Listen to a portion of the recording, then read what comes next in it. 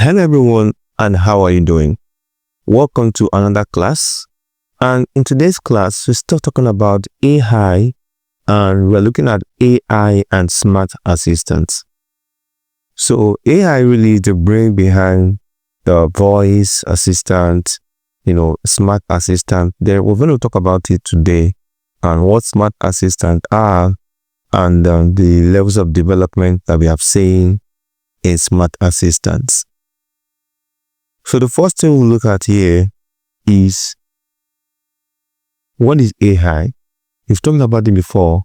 AI is bringing intelligence of machines, or bringing machines to the level of intelligence of humans, making humans to be able to, machines to be able to take up human tasks, and even with things like planning, coordination, and ability to execute an idea. Generally speaking, we've seen growth in AI in the last 1 decade, 5-6 years. There's been an accelerated growth in AI, and even with the advent of smart assistants. So let's talk about some smart assistants and how they've been very helpful. So we have smart assistants, the one you're used to, like Amazon as Alexa, Google Assistant. On our phones, we have Apple as Siri, then Samsung as Bixby. So they've been called, very good now. Almost, you hear people like, "Hey Google, do this. Hey Google, hey Siri, do this." So you might have been hearing about it, or probably even have your own. So this is an example of AI and how AI can be used in home appliances, to provide convenient and personalized services that helps you to, augment your daily lives. So this is a principle that actually embodies augmented intelligence that we talked about the last class.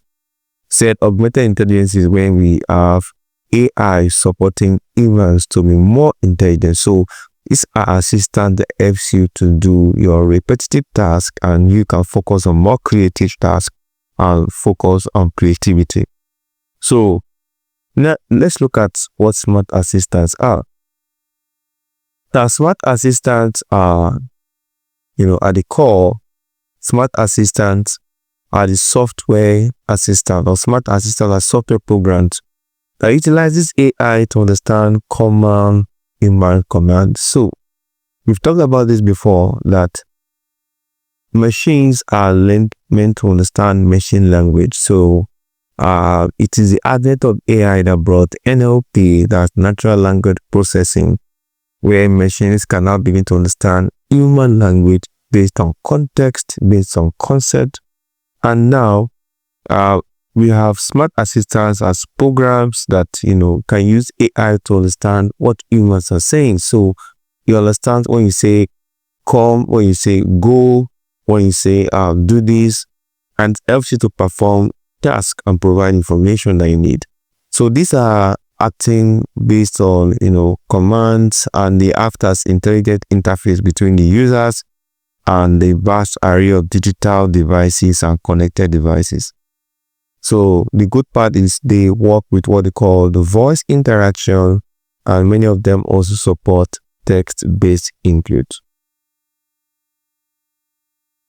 So let's look at the role of AI in smart assistants.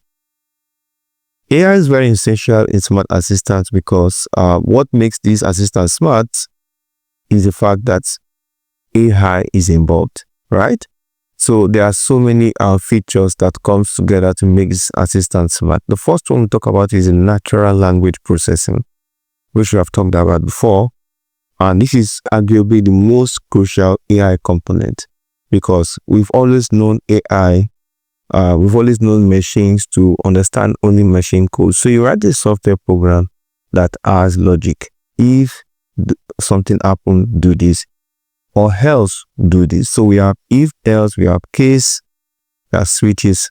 If something happens, do this, or else go to the next line, run this, or else go to the next line, run this. So programs were always written in terms of logic, and the understanding of logic is very important for the programmer. So the software understands how to run based on the conditions that were set.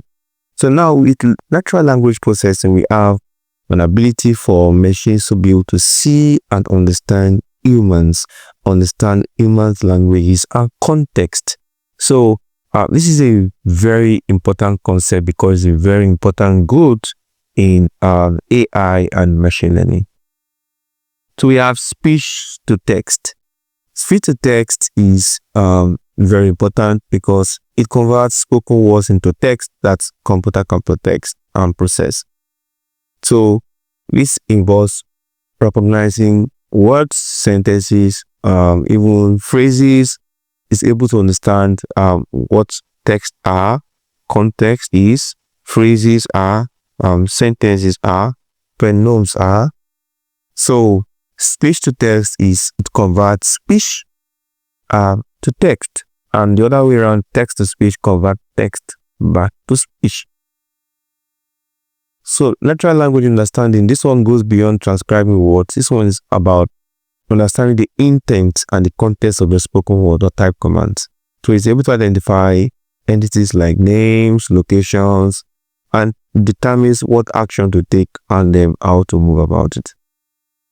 So we have natural language generation. This one is more like formulating human-like responses in text. So it tries to mimic humans in text when it gives back information, and converting the internal computational result back to understandable language. So it means once you ask a question, it tries to mimic humans by answering the question. So it can answer the question both as a speech or as a text. So it tries to mimic humans to really say, where is this thing? Oh, I didn't see it. Oh, it's supposed to be here. Oh, so that's a lot of activities going on there. The machine learning here is when you have the smart assistant ability to learn and improve themselves over time. Another thing that is important is personalization, where the machine learning is able to learn your preferences. For example, if you're someone who likes a particular meal at a particular time of the day, with time, the machine is able to understand these are your preferences. This is the kind of song you listen to. This is the kind of food you want to eat. This is the kind of temperature you love. You want something at a particular temperature level. So it's able to understand your preferences, your habits. So this is more of a personalization. So if you frequently ask about traffic, for example, to a specific location at a certain time, the assistant might proactively offer that information because it knows what you always ask per time. And there's accuracy improvement. So this is through continuous learning from user. Machine models or ML models are refined to better understand accents, colloquials, and diverse phrasing, and helping it to be more accurate in response and task completion. Another concept to understand is they actually maintain context across multiple tones of conversation. So allowing for natural and flowing interaction. That's what we call if you even interact with the chatbot, for example, once you start having a conversation, what it tries to do is to maintain the context. So it brings back some of its words you've spoken before and tries to interplay it in the conversation so that the context is understood properly. Let's talk about knowledge graph and databases. Smart assistants always connect to vast knowledge base. They can connect to Google's knowledge graph, Wikipedia, or proprietary data to retrieve answers to factual questions. For example, you ask, what's the weather today? Is able to connect to the API, weather API, to understand if it's going to be rainy, if it's going to be sunny, or whatever it is. And who was the first president? It has to connect to things like Wikipedia to be able to understand and then give you the right answer. They also integrate with online services like calendar apps, music streaming services like Spotify, like Audiomack, then commerce, and it connects to e-commerce website, like, so it's able to fulfill requests like setting reminders, playing music, ordering products. So we see that there's a whole lot of activities going on. It's able to connect to external database, connect, provide information, connect to online services, and do all of these things knowledge graphs, and databases.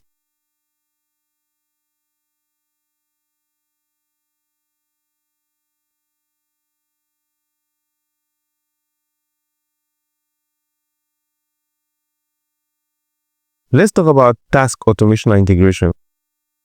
Once AI understands your intent, it triggers a specific action, and that's always integrating other software applications and smart home devices. For example, people say, turn off the light in the living room.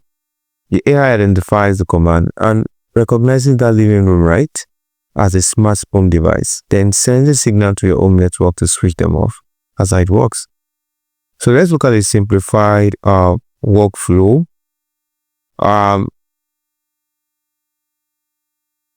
So there's a wake word detection. You say device listings for a wake word. For example, Hey Siri, Hey Google, Alexa. This is initializing a process to keep the device detected awake.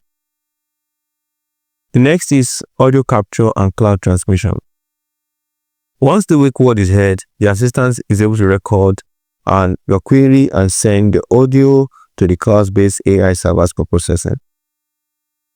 Then we have the NLP and ML processing. The AI in the cloud performs, speech to text, natural language understanding, machine learning analysis to understand what you're asking for and what you're asking into or you're commanding it to do. The next is information retrieval. AI is able to fetch information from a lot of databases, knowledge graphs, is able to go to documents on the net, APIs, is able to link with several devices, the calendar, send commands to smart devices. Then the last one is the AI is able to respond using natural language generation and send back to your device and speaks and answers your question. So let's look at some of the benefits of AI Smart Assistant. Well, very simple, convenience. Very convenient, access to information quickly, hands-free operation. Data productivity, it helps you to manage your schedule, set reminders, automate your routine tasks, and all of that. Data accessibility is very easy for people who have disabilities to interact with technology, and it helps them a whole lot so that they don't need to help people to help them to move all around again. They can just have the assistant help them to do things like as little as open the window, shut down the window, shut down the ACs, open the blinding folds, put on the TV, and all of that. Yeah, personalization, it adapts to individual preferences and habits over time. So this is a smart home control, the last one. It acts at a hub for managing many collected places. So most of us are able to experience hands-on smart devices. This is just to bring back to our memory smart devices and how AI has been with us for quite a long time. So we can see AI in practical sense where we can be able to give instructions and it's able to fetch the answers from different sources. It's able to think, where do I fetch the answer from? Like you ask a question, give me the weather data. Is it going to rain today? It's thinking, yes. Where do I get the information from? It checks the weather data and connects to the weather API to see if there's any sign of rain or sun or whatever it is. Fetch back the answer, then uses natural language generation to send the answer back to you. So it's this is the first-hand way of experiencing AI, and AI keeps advancing and advancing. We'll look at AI and chatbots and also how the development has been. Thanks for joining this class.